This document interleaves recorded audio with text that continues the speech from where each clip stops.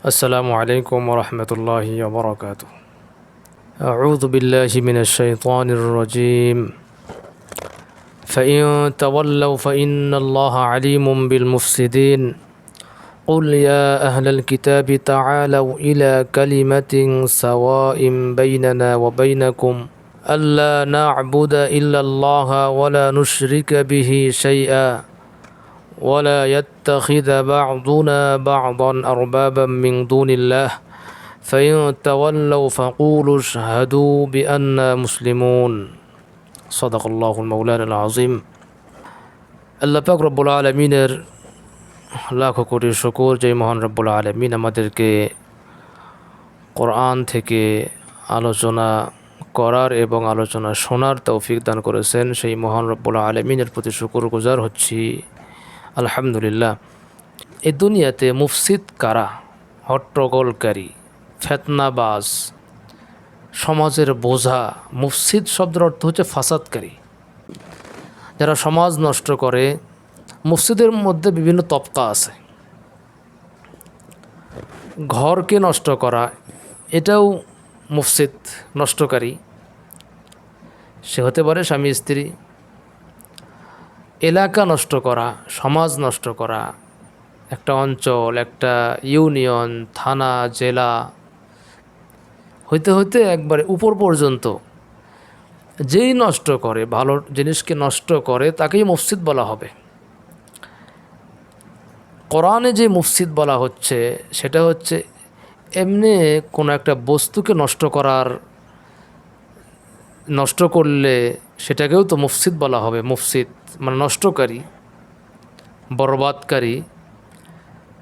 একটা লাইট ভেঙে ফেললো, ফ্যান ভেঙে ফেললো, একটা জিনিস, বালতি ইত্যাদি জিনিস ভেঙে ফেললো, শাব্দিক অর্থে সেও মুফসিদ। বাকি কোরআনে এই জিনিস ভেঙে ফেলা, জিনিস নষ্ট করা, তাকে বোঝানো হয় নাই। এখানে মুফসিদ বলতে তাদেরকেই বোঝানো হয়েছে যারা ইসলামকে ভেঙে খান খান করতে চায়, তাওহীদকে ভেঙে ফেলতে চায়, তাগুতের পূজা রচনা করতে চায়,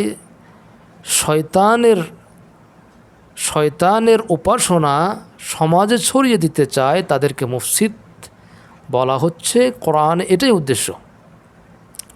আল্লাহ তাআলা বলছেন ফাইন তাওয়াল্লাও, যদি তারা মুখ ফিরিয়ে নেয়, কোরআনের কথা শুনে, কোরআনের আলোচনা তাদের সামনে পেশ করা হলে যদি তারা মুখ ফিরিয়ে নেয়, তাহলে অবশ্যই আল্লাহ তাআলা এই মুফসিদকে জানেন। এই ফাসাদকারীকে হয়তো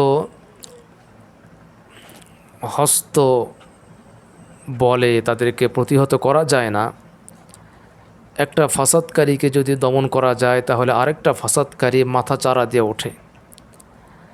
সমাজের মধ্যে এই ফাসাদকারীদের থেকে কেহই নিরাপদ নয়। এমনকি যে ফাসাদকারী, তার থেকে তার পিতা, তার মাতা, তার স্ত্রী, সন্তান কেহই নিরাপদ নয়। জাতি তো নিরাপদ নয়, বাকি তার ঘর তার থেকে নিরাপদ নয়। যারা কোরআনের বাণীকে, কোরআনের হুকুম, কোরআনের বিধান আহকাম থেকে মুখ ফিরিয়ে নেয়, এদের ভিতর তো ঈমান নাই, ভয় নাই, ছেড়ে দেওয়া গরুর মতো এরা যা মন চায় তাই করে।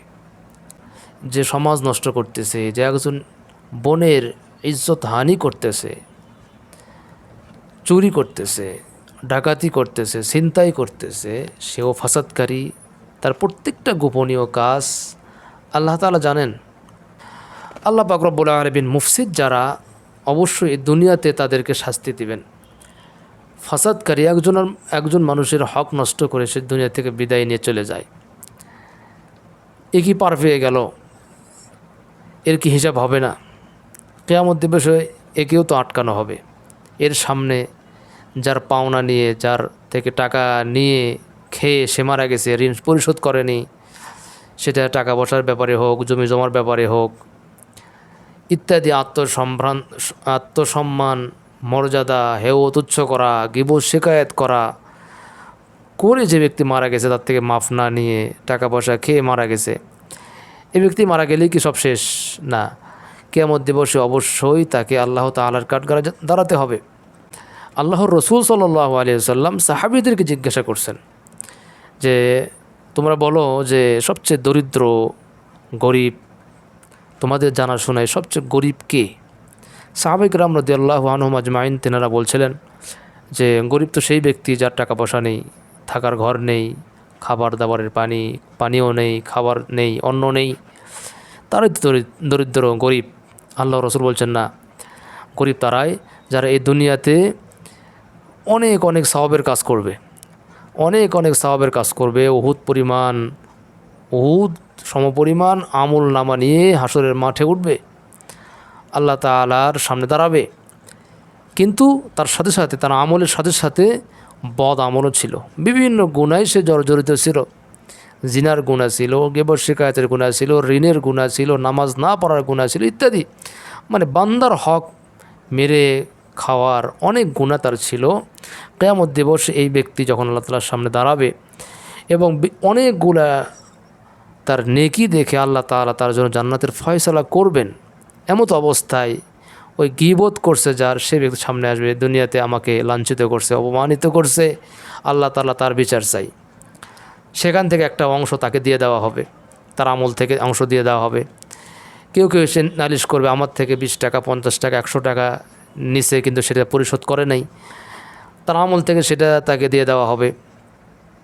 ইত্যাদি করতে করতে তার ঋণ শোধ হইতে হইতে দেখা যাবে এক সময় তার আমল নামা সব শেষ হয়ে গেছে, তার আমল সব শেষ। এখন অনেকগুলো পাওনাদার ঋণ, মানে যাদের থেকে টাকা নিয়ে গেছে এরকম অনেকে হয়তো এখনও আছে যাদের ঋণ এখনও পরিশোধ হয় নাই। তারা সকলে আসবে, এসে এক এক করে তাদের পাওনা চাইবে। তো আর তো নেক আমল নাই, আর তো আমল নেই, আমল শেষ হয়ে গেছে, এখন কী করবে? তখন যেই ব্যক্তি তার ব্যাপারে নালিশ করতেছে, অভিযোগ করতেছে, সেই ব্যক্তির গুনাহটা এই ব্যক্তির উপরে, যে দুনিয়া থেকে হক না আদায় করে দুনিয়া থেকে বিদায় নিয়ে চলে গেছে, তার গুনাহগুলো তার মধ্যে দেওয়া হবে। এই গুনাহ নিয়ে সে জাহান্নাম পর্যন্ত চলে যাবে। আল্লাহ পাক রব্বুল আলামিন এই মুফসিদিনদেরকে আল্লাহ তাআলা যেন এই দুনিয়ার জীবদ্দশায় যেন তাদেরকে হেদায়েত দান করেন, তাদেরকে সঠিক পথে পরিচালিত করেন।